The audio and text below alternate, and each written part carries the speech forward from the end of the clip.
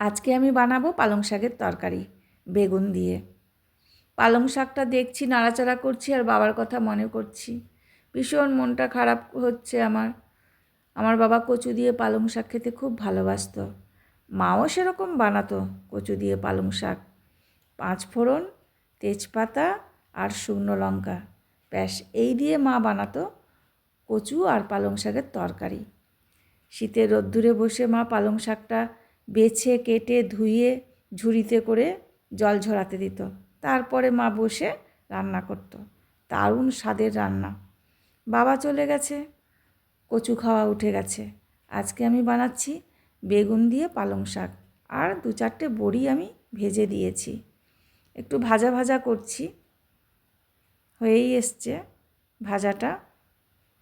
আর বাবার কথা মনে পড়ছে বারবার। এরকম তরকারি তো বাবা খাবেই না।